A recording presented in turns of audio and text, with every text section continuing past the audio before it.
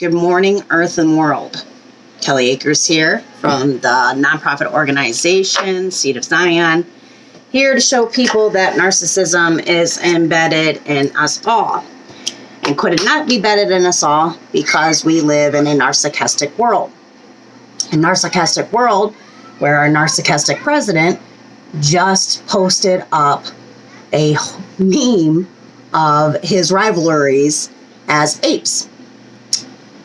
A narcissistic environment and narcissistic United States in which our president interrupts and does not allow other people to speak while calling them dumb and idiots. Something, quite frankly, Jesus Christ in our Bible expressed for us not to do, expressed for us not to call one another fools. And for a man that is not supposed to be a liar, claims not to be a liar, and claims to back the Bible and the Christian vote, he sure doesn't follow anything that's in that Bible. For instance, it is very, very, very, very much in our Bible that you are not to treat a foreigner disrespectfully, because we were foreigners. We were the foreigners of Egypt. If you are a Christian and you go by that Bible and you go by that religious content in that Bible, we came all the way from Egypt, and we were the foreigners in Egypt. And because we were the foreigners in Egypt, in our Old Testament, it tells you that if a foreigner comes in, that you were to treat them as they are your neighbor, respectfully. Jesus Christ himself tells you that you are to love your neighbors, to seek wisdom and knowledge. And that does not mean just the people that neighbor beside you. That's your neighboring churches, that's your neighboring countries, that's your neighboring worlds even. For a United States that claims to be a Christian background, we know nothing about our Bibles, and we know nothing about anything that Jesus Christ spoke about. And I'm here to express that through the higher states of consciousness and the light within that I have been given. I should have started doing this a long time ago, but I had a broken nervous system and did not know how to heal that broken nervous system until recently. I go to a college called Maharishi International University. In that college, I have learned a lot of things about what happened to me in the last 10 years of my own soul's journey. For 15 years, I have been searching for God. I have been searching for the truth of God. I have read the Bible from front to back multiple times. I have researched every inch of it. And in my higher states of consciousness, I have been given information that quite frankly will get me killed. And I have been afraid to give out because I have 5 children. Because the world is getting progressively as worse as it is, and for 10 years I have been nonstop trying to get us to unite and to understand that this is a big soap opera out here going on, and that they are purposely dividing us so that we cannot stand united on the bottom front when the top front comes to depopulize us. And the first depopulization came during COVID. They depopulize us constantly, claiming that it's these Hispanic people, it's this and that, bringing in these drugs, knowing damn well it's them that's escorting them in. They have us believing in so many sleight of hands and lies. I think it's about time for me to have the courage to come out and tell you about the first sleight of hands that happened so long ago that made you believe that you had freedom but did not. I'm going to start this out with the story of democracy, and then I'm going to go into the story of Moses and Aaron. And depending on how long this clip is, will depend upon if I tell both of those stories at the same time. So democracy. Democracy is 2 subwords. The 2 subwords are demon and sorcery. And if you take demon and sorcery and you smash them together, you got democracy. Democracy came from an illusion, from a lie. And it is still being acted out in that same illusion and that same lie. And that same illusion and that same lie is to keep people enslaved without allowing them to understand that they're actually enslaved. And why would somebody want to slave a bunch of people? Well, if you are going to be the top narcissist, you need a lot of people down at the bottom building, protecting, becoming your armies, et cetera, et cetera, et cetera, to give you so much power. And in an equalized world, the one that Jesus Christ speaks about, that's not possible, because everybody is building for themselves or building for each other, not for one person, one nation, one glory, one honor. And this is where democracy stems from, is that want to build a nation, have one narcissistically on the top and a bunched alooge down at the bottom, happy enough to continue building for those ones that are at the top. So the story of democracy goes like this. Back in ancient Egypt, there was a very smart slave. And this slave started to understand that his slaved people outnumbered the Pharaoh and its army and its army's commanders 10-1. When the army's commanders and the army would go to get more slaves to go into the other neighboring countrysides of Egypt, down the Nile they would go to collect more slaves to continue to build their nation, they would be half of what they actually were when they were whole. So this slave started to cook up a plan in his imagination about how the slaves could overturn the Egyptian dynasty. And by overturning that Egyptian dynasty, they would do so by force. When the army would go down and grab more slaves, they would make their attack. All of them would band together united, and they would take over the Egyptian dynasty. They would hold the Pharaoh, etc., make the Pharaoh and his people become the slaves and flip turns. The slave would have been able to get away with this had it not been for one little accident in between. Back then, even the Hebrews were taught about the Egyptian gods. So the priests of the Pharaoh, the high priest, etc., would be amongst the commoners teaching and speaking about the different knowledge of the gods of the Egyptians, teaching them about their gods, their understandings of their gods, etc., So the priest in the Egyptian dynasty, just like you see here in America, had both ploy when it came to the commoners and the Egyptians themselves, the elites themselves. So this priest overhears the slave speaking about this revolt, this taking over, this turning of hands. The priest does not want to lose his position.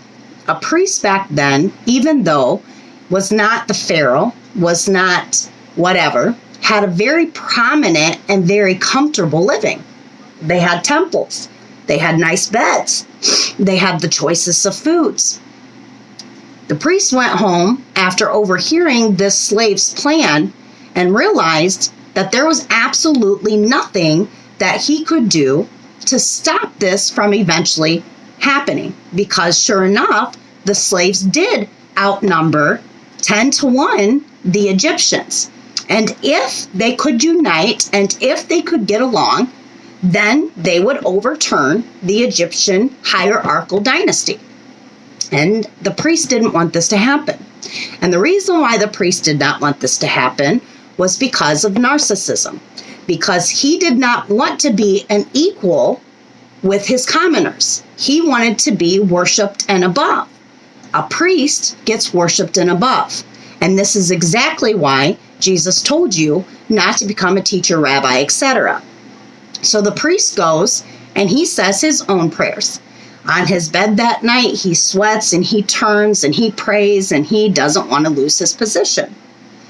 Until he comes up with a plan like you wouldn't believe.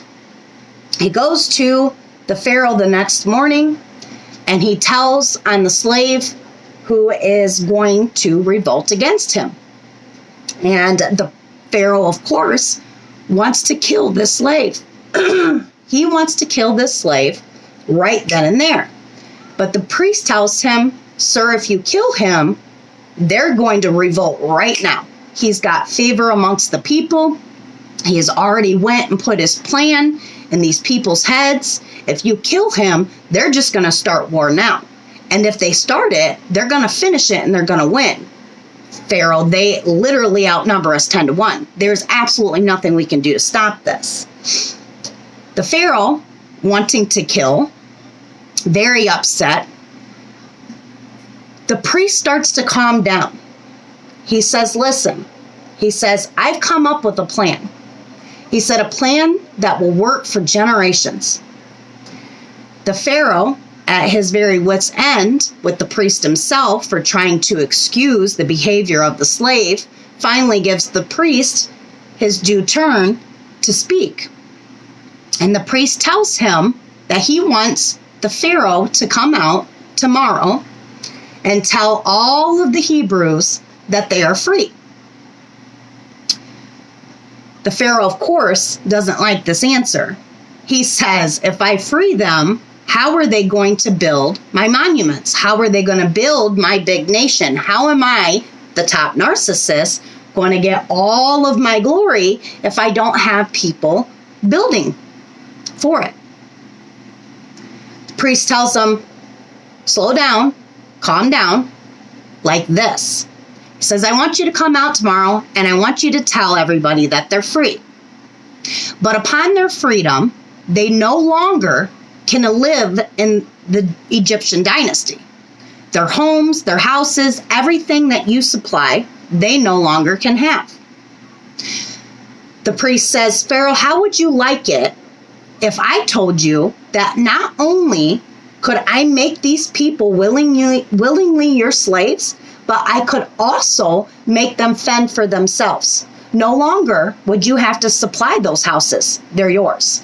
No longer would you have to supply their food. No longer would you have to supply anything for these slaves. They will willingly build your dynasty and willingly fend for their own food, their own clothing, and their own houses.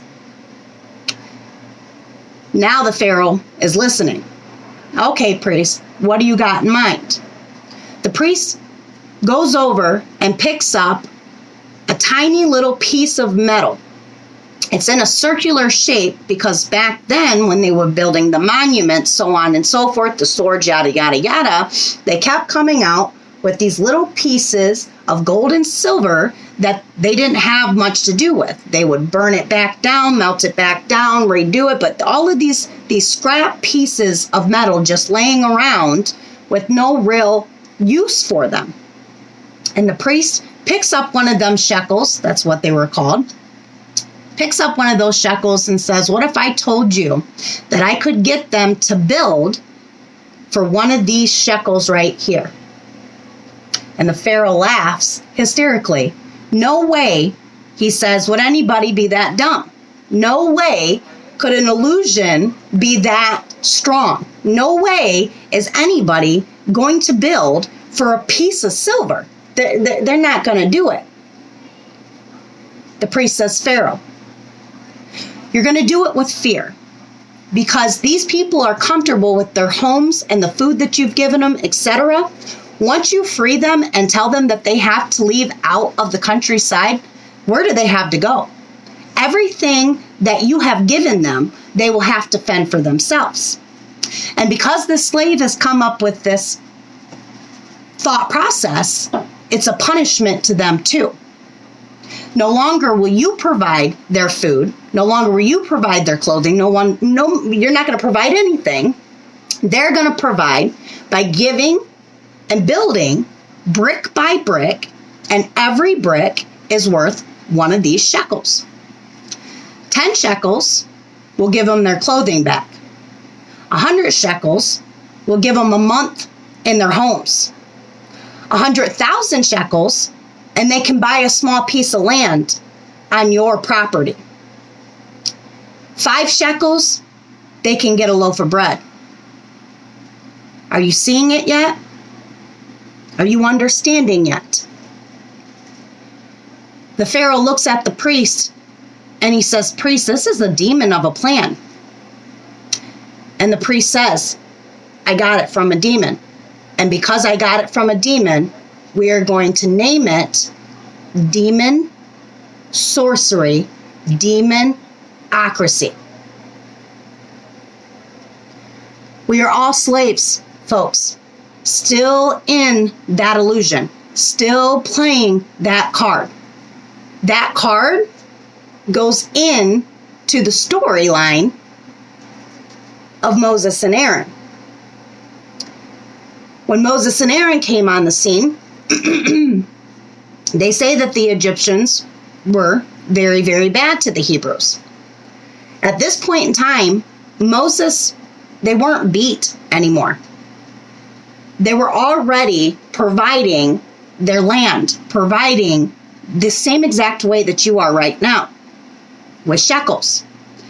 The slave that had started this revolt so long ago failed. He failed miserably because the people themselves and the fear from the people themselves did not want to lose the comforts in which they had in Egypt. When Moses came on the scene, Moses was a Hebrew slave raised in Egyptian dynasty. Now, if the Egyptians were so horribly bad, how was that even possible? Why ever would an Egyptian so evil, so raise a Hebrew slaved boy in the castle, in the hierarchical system, teaching him everything? That should question people right there. Well, what's going on right there?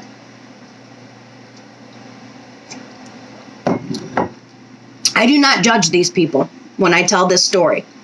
I actually have a big heart for Moses, and I have a big heart for what Moses was trying to do, because a lot of things that have happened in our world are really good intentions gone bad. And it's always the people.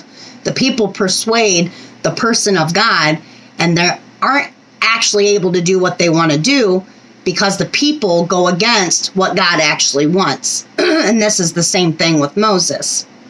But Moses, being raised in this Egyptian temple, starts looking around and noticing that the Hebrews are the backbone of Egypt, that there would be no Egypt if there was not for the Hebrews. And because these Hebrews were his people, and because he had gotten lucky enough to get into the castle, into the hierarchical system, he genuinely felt bad for his people.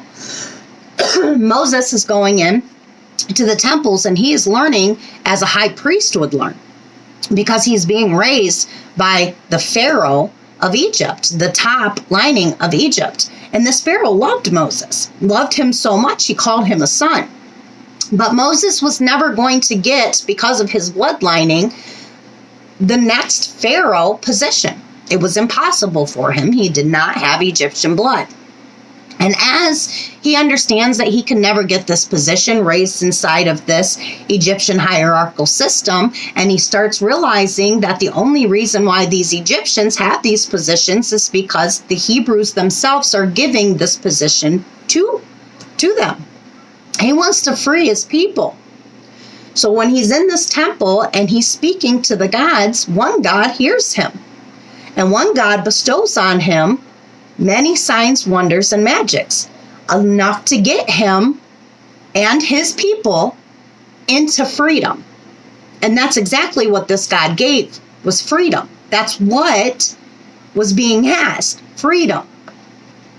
But when they came over from the Red Sea, and Moses had tit for tatted with the priesthood and had won, and everybody gets sunk inside of the sea, and this is all very true, every last bit of it. Moses comes over with this God, and this God is telling him how to gain freedom, and the people do not want it. What the people wanted was Egypt. They wanted to be the elites of Egypt. They didn't want to be that.